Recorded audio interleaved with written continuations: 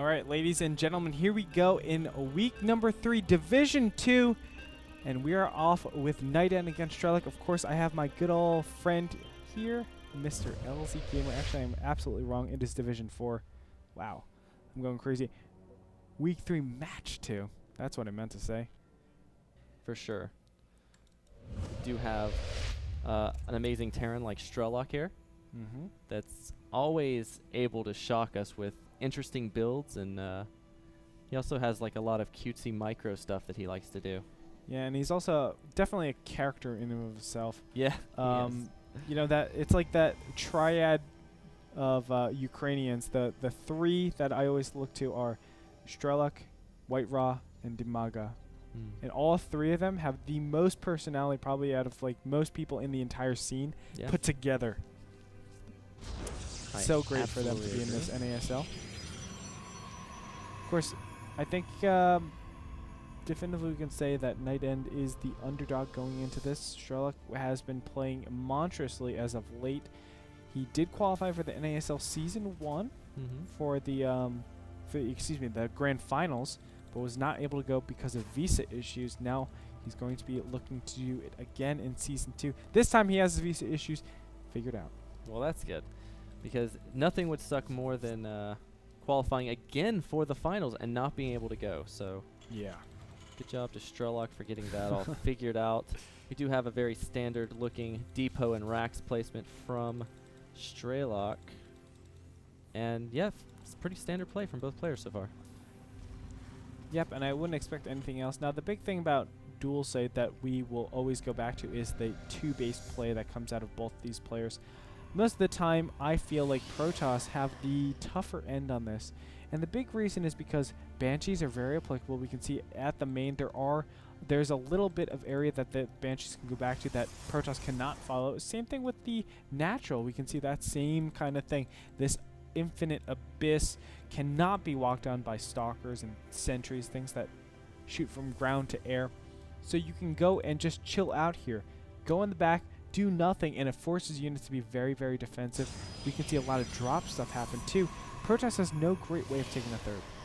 Yeah, there's really no great way. It's so easy for Terran to spread Protoss thin, kind of. I think that's a good way of putting it, because if you take a third that's all the way over here or something, then it's just really difficult to, you know, deal with drops in your main, deal with maybe a counterattack at your natural, you know, 2-time attacks here and there. So I definitely do expect to see some kind of drop play and pressure coming out of Strelok if Nightend does go for that, you know, 3-base macro style play. But before that happens, look over here on the left-hand side. We do have a proxy factory going down. That's interesting. This is like the Ukraine style, I want to say. Now, what he's going to do is lift this up and just scout. He plops it down, makes a single Hellion. That single Hellion should be able to kill 1, 2, 3 probes, something like that. White Raw actually told me you should be able to kill just around 2 probes, 2 to 3 probes. And wow, Nightend, you are so good. He's going to scout this out. A huge scout. Like he's already scouted before it even happened. So that gives him like 10 more seconds of intel before he even sees it. Absolutely, and now we can see the factory lifts off, and it will go ahead. It's looking to land all the way over there. What is Nightend going to do? He should go ahead and put his Stalker underneath, but it's not going to be there in time. He's just going to start attacking it. Now finally lands, and there comes the Hellion. But look at that. He just does not have enough DPS to deal with that Hellion. It's going to do something. It's going to get in there and scout and see what's going on. Yeah, and also this SCV now sneaks in, and now he's going to be able to see what is going on. He's like, okay, another gateway. He actually decided he's going to attack the Stalker. He poked him a little bit. We do have the Hellion, though, that is up. Another one's in production. The Hellion does go. Let's see if it can kill any probes. First shot, doing a little damage. It's actually just kind of scouting around. It's really not doing anything. Now it's teaming up with the 2 Marines and the Marauder. It's actually catching some of the units off guard. Hellions do bonus damage to the Sentries. One more shot and the Sentry is going to fall. Probes are being pulled.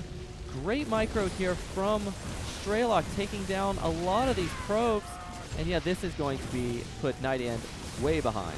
Yeah, I think Nightend is going to lose way too much. Now we can see this one Hellion back here is going to be targeted down by the Sentry. Funny enough, the Hellion does not do well against the Sentry. It just takes way too long for it to kill it. And now we can see that you know what? In the front, it looks like this Marauder and Marine is going to be able to stay strong. These probes are going to be pulled, and it will be able to hopefully surround. We do have actually, oh my god, the Marauder and Marine makes a really, really nice workaround and are able to kill that one sentry. Now finally that Morb comes down. That should solidify his position, saying, hey, Strelok, you're not going to do anything else anymore. And finally, 3 additional warp gates are going to be merged in right here. Yep. And that should force Strelok out. But the big thing, let's go ahead and look at the income tab. 27 to 23.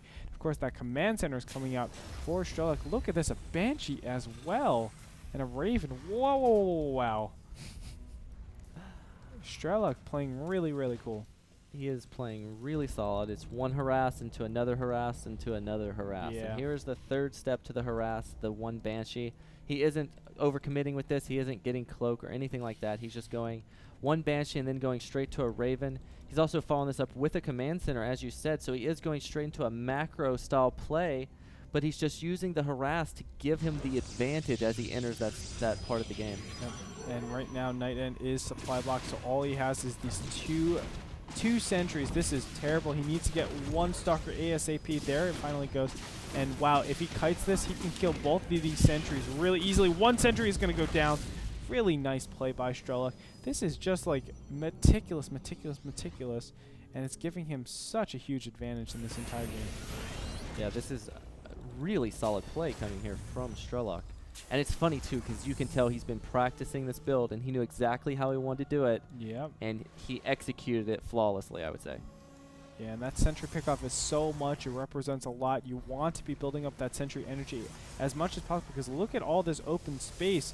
So Marines and Marauders become much stronger once they have that open space. The sentries aren't able to force field as much. Now the Banshee coming in again, and the probes are coming at the worst time possible. But they are going to skedaddle before anything can come of that. Looks like these 2 Stalkers here will fend off against that one Banshee. So for now, things are just going to settle down. But because that Raven is out, I want to make a very, very clear point. That Raven represents such a huge advantage in Strelok's entire army. He's going to be able to just plop down that PDD, which is the planetary, I did it again, point defense drone, and really, really negate everything, every single one of those Stalkers. And if he's able to get a lot of position, which I think he will be able to, put that PDD down near the Nexus, it's going to be lights out for Nightend.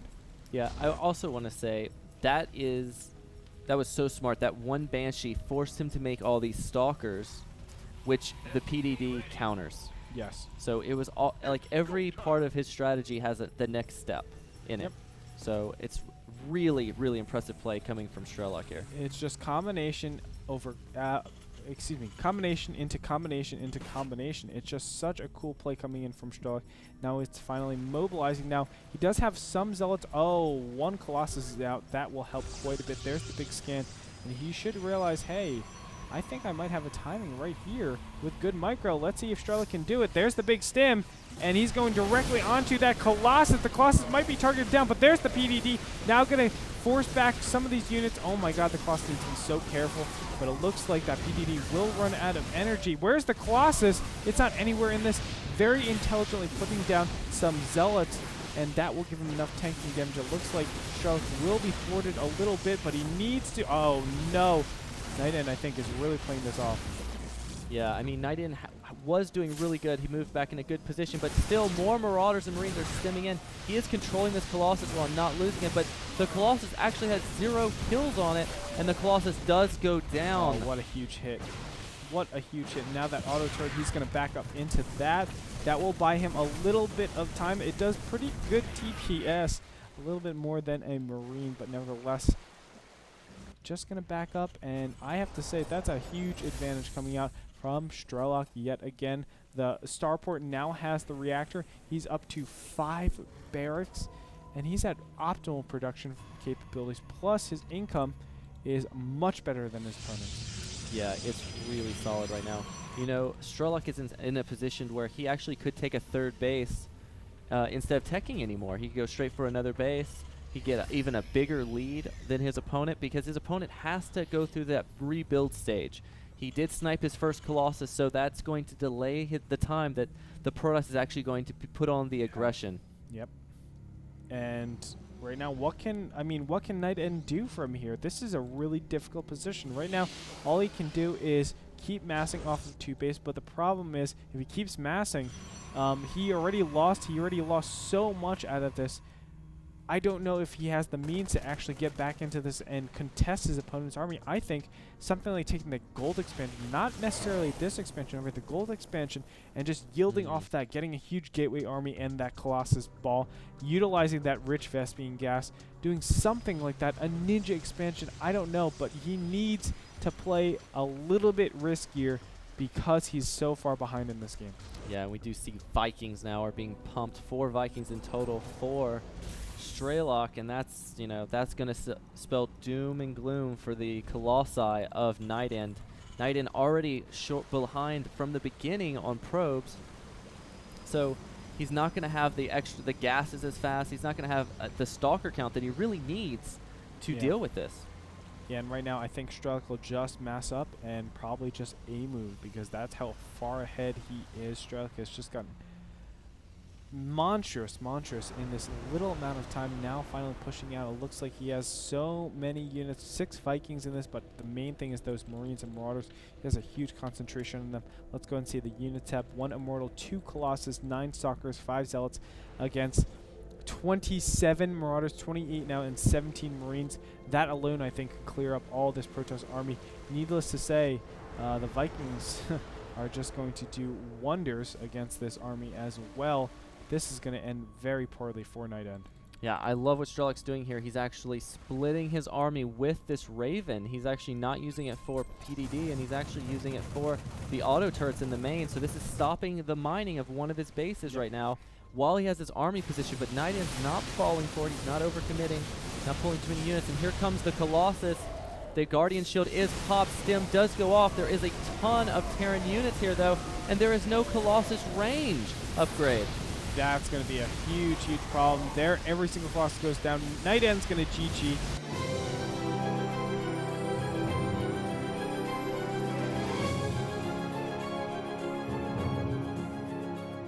That felt really easy for Strelok. Again, that early game pressure was too much for Nightend, and he got a massive lead off of that. He did. He played it really well. He entered the game knowing what he wanted to do, and he performed it flawlessly. He did it, man. He did it. Strelok, of course, then just macroed afterwards and took the huge advantage into his army, materialized that, and just 1 aid for the win. Yeah, 1 aid for the win. Press T as well. Well, the T. I mean, he probably pulled back a couple times. Yeah, pulled back a couple times. Nevertheless, Strelok looking really good. We're going to go into game number 2 and see if Nightend can come back into this, or if Strelok is going to take the 2-0 victory. Join us. More action coming your way after this.